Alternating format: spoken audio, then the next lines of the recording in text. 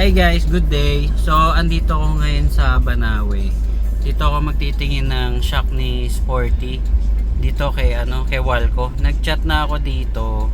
Nagtanong ako, meron daw silang KYB. So, tara puntahan natin si Walco. Ayan. Dito si Walco sa may Banawe. Kanto lang sila. Ayan, Walco. Pag mga Isuzu parts, dito meron kay Walco. Mas madami yan dyan sila. Sige, tara puntahan natin.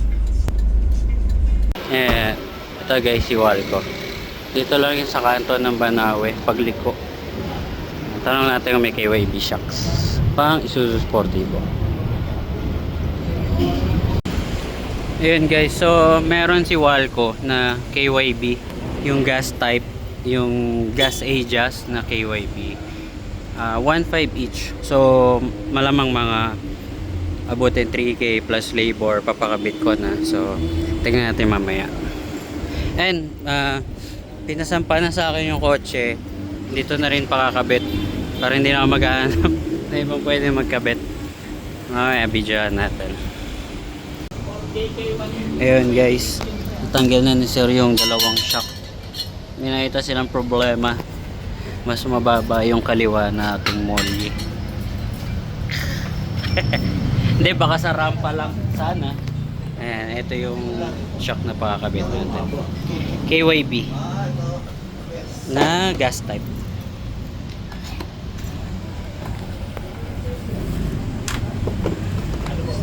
Yan. Bali yung KYB dito kay Walco na gas type, 1.5 each. So 3K pares. Ayan, kakabit na ni sir.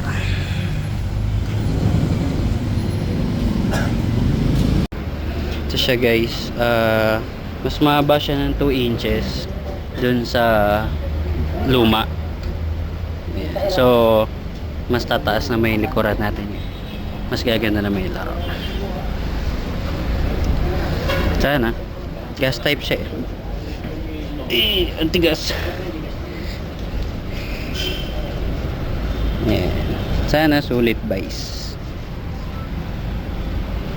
Yan guys, kabit na siya. KYB gas type, kaliwat kanan. Yung so ang naging price natin dito kay Walco and 3K, tas yung labor yung nagkabit, sabi niya 400 lang daw. So yun lang guys, hanggang dito na lang ang ating video. Shout out Walco, thank you. Nakapagpalit na rin ng shock. Hanggang dito na lang guys, peace, bye bye.